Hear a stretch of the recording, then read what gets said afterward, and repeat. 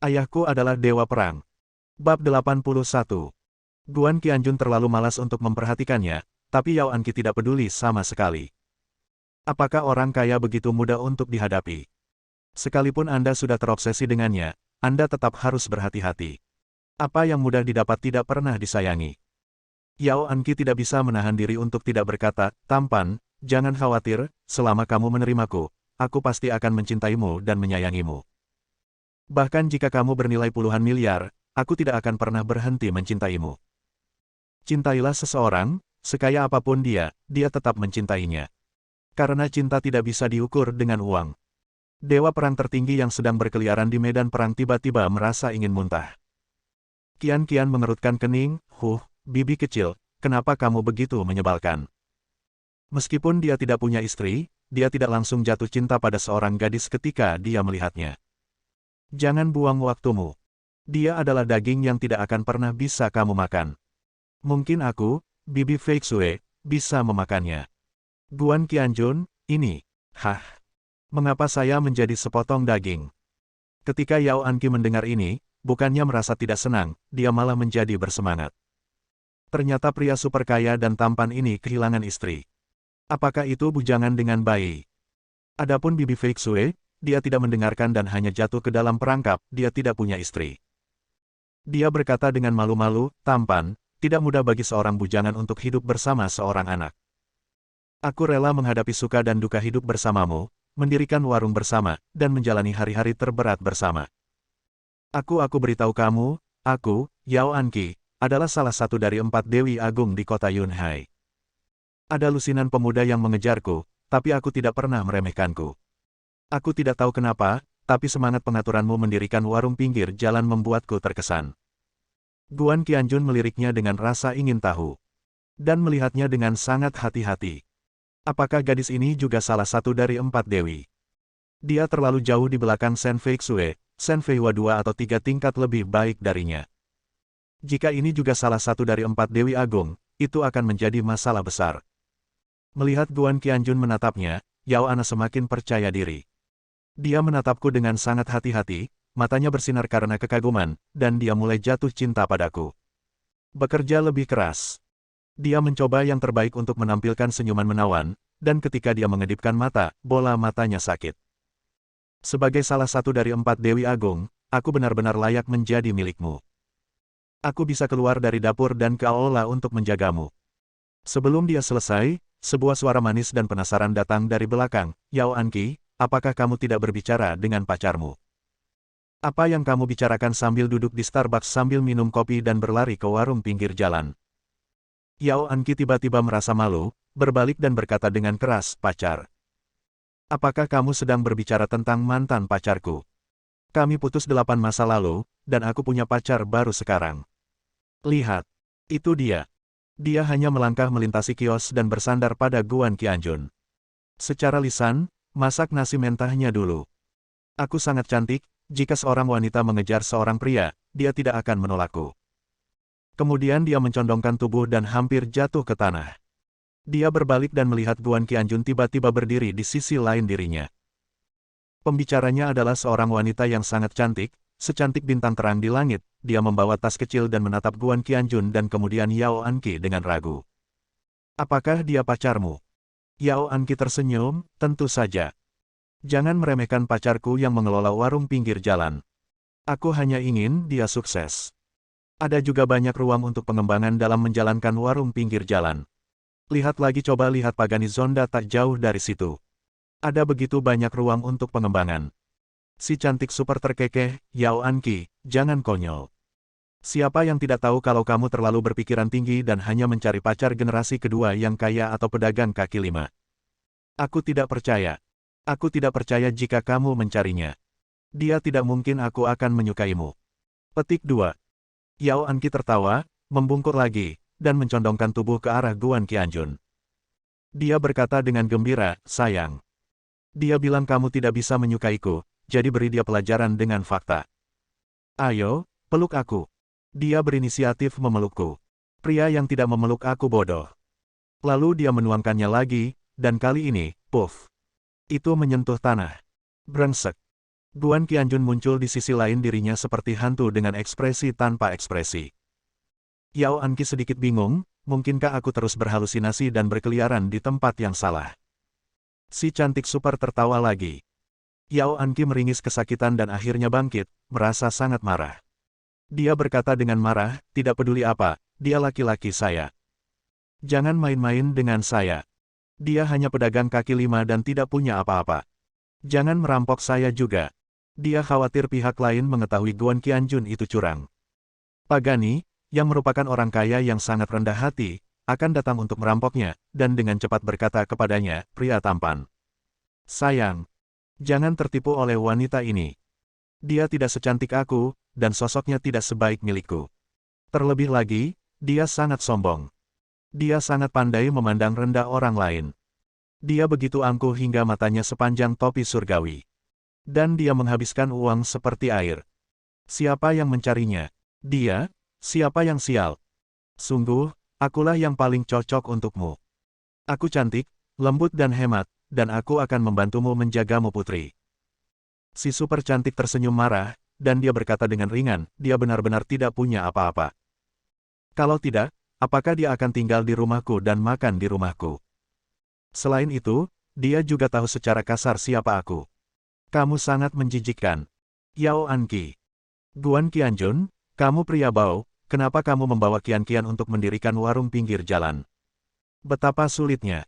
Qian-Qian, ayo pergi. Dia mendekat dan meraih tangan bayi kecil yang lucu itu. Qian-Qian berkata, tapi masih ada buku komik yang belum terjual. Bibi Fei Shui, bagaimana kalau mengemasnya dan menjualnya lain kali? Si cantik super adalah Shen Fei Shui. Pesta telah usai dan dia sedang mengendarai mobilnya untuk pulang, dia melewati alun-alun dan berbalik sambil menunggu lampu lalu lintas. Hah, bukankah itu bayi kecilku? Dan Laos. Ada juga seorang gadis yang saya kenal, seorang rekan yang baru saja lulus kuliah dan bertemu saat magang di sebuah perusahaan. Dia tidak pernah menyukai rekannya itu, dia flamboyan, sombong, licik, dan suka mempermainkan orang lain. Dia berbalik, memarkir mobil dan berjalan. Shen Fei Shui mengangguk, lalu bekerja sama dengan Guan Qianjun dan Qian-Qian untuk menutup kios dan pergi bersamanya. Qian-Qian memegangi ayah dengan satu tangan dan Fei Shui dengan tangan lainnya, sambil melompat ke depan. Melihat ke belakang keluarga beranggotakan 3 orang itu, Yao Anqi tercengang. Dia berteriak dengan marah, pria tampan, bukankah kamu punya istri? Kenapa? Kenapa kamu akur dengannya? Bagaimana aku lebih rendah darinya? Kenapa kamu? Apakah kamu tidak menyukaiku? Qian-Qian menoleh padanya dan membuat wajah, bibi kecil, dia tidak punya istri, tapi aku punya nenek Fei Shui. Meskipun aku tidak punya nenek lagi, bukan giliranmu untuk menjadi istrinya. Aku, masih ingin bibi Fei Shui menjadi istrinya. Juga, aku, bibi Fei Shui, adalah salah satu dari 4 Dewi Agung di kota Yunhai. Kamu berpura-pura menjadi-jadilah. Kamu jelek sekali. Raut wajahmu banyak penggemar yang jatuh cinta pada buku komikku. Mendengar kata-kata ini, Shen Fei Shui hanya bisa tersipu malu. Gadis ini, apa yang kamu bicarakan? Dia menatap Guan Qianjun dengan perasaan bersalah. Pria itu tidak melihat ke samping. Sangat pandai berpura-pura. Dia hanya berbalik dan tersenyum, Yao Anqi, tahukah kamu mengapa aku yakin dia tidak akan menyukaimu? Karena aku yakin putriku tidak akan menyukaimu. Jadi jangan sentimental. Jangan berpikir bahwa semua pria di dunia akan menyukaimu, dan jatuh ke dalam perangkapmu. Yao Anqi hampir menggigit giginya, dia sangat terhina. Setelah berpikir sejenak, wajahnya tiba-tiba menjadi muram, menunjukkan sedikit keganasan. Dia mengeluarkan ponselnya dan memutar nomor. Bab 82. Saudaraku, aku diintimidasi. Pria itu sangat kaya dan mengendarai Pagani Zonda. Juga, Shen Fei Shui, yang selalu kamu sukai, rakus akan kesombongan dan berselingkuh dengan pria itu. Menurunkannya telepon, Yao Anqi menunjukkan senyuman sinis. Shen Fei Shui, kamu berani merebut pria yang kusuka dan menertawakanku di depan banyak orang. Anak laki-laki itu, kamu benar-benar meremehkanku. Bagaimana aku bisa lebih buruk dari gadis itu? Kamu tahu, kamu akan membayar karena menyinggung perasaanku. Dia sepertinya tidak memikirkannya. Sepertinya dia dan Shen Fei Shui sedang merampok pria itu. Tampaknya sebuah keluarga beranggotakan 3 orang sedang berjalan, dan Guan Qianjun tiba-tiba bertanya, apakah kamu akan pergi ke alun-alun atau kembali? Shen Fei memberinya tatapan pucat, tentu saja kamu akan kembali, ini sudah sangat terlambat. Guan Qianjun berbalik dan menatapnya ketika dia berhenti di alun-alun. Pagani Zonda di sampingnya berkata, kalau begitu kembali dan mengemudi. Shen Fei Xue tertegun, berbalik dan kemudian tertawa, dasar bodoh, jangan katakan itu padaku, mobil itu milikmu. Guan Qianjun bertanya, apakah kamu tidak percaya itu milikku? Shen Fei Xue memiringkan kepalanya, kalau begitu beritahu aku dulu, apa nama mobil itu dan berapa harganya. Setelah mendengar ini, Guan Qianjun mulai menggodanya. Pikiran, tebak apakah saya tahu atau tidak. Shen Fei Xue mencibir, ketika saya melihat betapa pengecutnya Anda, saya tahu Anda tidak tahu. Guan Qianjun terdiam beberapa saat. Ini, apakah aku takut? Shen Fei Xue menatapnya dalam-dalam dan berkata dengan lembut, Lao Guan, kamu memang memiliki beberapa kemampuan dan sedikit keberuntungan. Kamu adalah orang yang baik, tetapi ada yang salah dengan itu. Kamu jelas memiliki 3 poin kemampuan, tetapi kamu ingin menyombongkannya hingga 10 poin. Biar ku beritahu, itu Pagani Zonda, bernilai lebih dari 40 juta, dan tidak banyak orang di seluruh kerajaan naga yang memilikinya. Saya baru saja mendengar bahwa putra tertua keluarga Dongfang, salah satu dari 3 keluarga kaya, baru saja membeli satu. Mobil itu pasti miliknya. Saya tidak tahu bagaimana mobil itu bisa sampai di sini. Apakah Anda masih ingin membodohi saya? Katanya itu milikmu. Apa itu mungkin? Agak sulit untuk membeli pemuda super dari 3 keluarga besar kaya. Guan Qianjun, jadi kebetulan sekali. Qian berkata dengan takut-takut, tapi Bibi Fei Xue, dia mengantarku dengan mobil itu. Shen Fei Xue tidak segan-segan menuduh Guan Qianjun, lihatlah dirimu, kamu benar-benar telah membesarkan anak nakal, dan kamu juga membual. Ini tidak baik. Guan Qianjun tersenyum murah hati, baiklah. Jika Anda mengatakan tidak, maka tidak. Anda mengemudi ke sini, lalu ambil mobil Anda kembali. Shen Fei Xue tidak puas dengan jawaban ini. Dia terus mengajarinya bagaimana menjadi orang yang tidak menyombongkan diri. Sampai dia masuk ke dalam mobil mewah yang dikendarainya. Itu juga salah satu dari 8 mobil yang dimenangkan Guan Qianjun untuknya. Saat Shen Fei Xue sedang mengemudi, dia tiba-tiba memikirkan sesuatu dan bertanya, ngomong-ngomong, Lao Guan, mengapa kamu membawa Qian ke alun-alun untuk mendirikan kios? Guan Qianjun berkata dengan santai, saya tahu Anda menghadiri pesta koktail di Yunhai International, jadi kami cukup mendirikan kios di alun-alun di sebelah Anda sambil menunggu Anda, dan kami masih bisa menghasilkan uang. Qian berkata dengan penuh semangat, ya, Bibi Fei Xue. Dia dan saya menghasilkan banyak uang, dan kami dapat menikmati beberapa camilan larut malam. Shen Fei Xue menghela nafas, merasa sedikit sedih, Lao Guan, kamu terlalu positif. Sebenarnya, apapun yang terjadi, tidak perlu mendirikan warung pinggir jalan. Kami tidak akan terjerumus ke dalam situasi ini. Guan Qianjun, Guan Qian, Shen Fei Xue melanjutkan, jangan mendirikan warung pinggir jalan di masa depan, jika tidak, jika orang tuaku mengetahuinya, mereka akan menyalahkanmu lagi. Pokoknya kalau mau dapat uang saya dukung, tapi titik awalnya harus tinggi. Dari 8 mobil itu, saya kira kita bisa menjual 6 di antaranya dengan harga lebih dari 10 juta. Kita bisa melakukan bisnis besar. Saya akan membantu Anda memberikan saran tentang perusahaan seperti apa yang akan dibuka. Bahkan jika Anda menghasilkan banyak uang dengan menyimpannya, itu adalah jenis uang yang dapat Anda hasilkan. Jujur saja, tidak masalah untuk menghasilkan laba bersih lebih dari 30.000 hingga 40.000 yuan sebulan. Saat dia berbicara, dia datang dengan penuh minat. Guan Qian menghela nafas pelan, itu bagus. Shen Fei Xue memutar matanya ke arahnya melalui kaca spion, lihatlah tampang tak berdayamu, apakah aku akan membodohimu? Lao Guan, mendirikan warung pinggir jalan memang mudah, tapi berapa banyak uang yang bisa Anda hasilkan? Kamu sudah dewasa, jadi kamu harus ambisius. Katamu, jika laki-laki tidak punya ambisi, apakah dia tetap laki-laki? Jika jutaan tentara di zona perang mendengar kata-kata ini, mereka mungkin akan tertawa dan ngiler. Ya Tuhan, Anda benar-benar mengatakan bahwa dewa perang tertinggi kita tidak memiliki ambisi. Guan Qianjun hanya mengangguk, ya. Kamu sangat benar. Shen Fei Xue menjadi bahagia, ngomong-ngomong, Lao Guan, izinkan saya memberitahu Anda sebuah peristiwa besar yang membahagiakan. Saya pergi ke jamuan makan, dan itu seperti yang Anda katakan. Sebuah keajaiban terjadi. Tuan Tianzuanye secara pribadi mengirimi saya surat undangan ke distrik berlian. Manajer pembelian sebenarnya dipecat karena aku beri aku pesanan besar. Dia menceritakan kisahnya dengan jelas, dengan fokus pada fakta bahwa Yehua dapat membantunya menamparkan wajah kedua saudara laki-laki dan perempuan Sen. Saat dia berbicara, dia sangat bahagia. Akhirnya, dia menghela nafas, saya tidak menyangka kata-kata Anda begitu efektif. Awalnya, saya ragu apakah Anda memanipulasi segala sesuatu di balik layar. Faktanya, Anda adalah seorang selebriti super, bahkan Tuan Ye tidak bisa menandingi kamu. Tapi kemudian saya memikirkannya, itu tidak mungkin.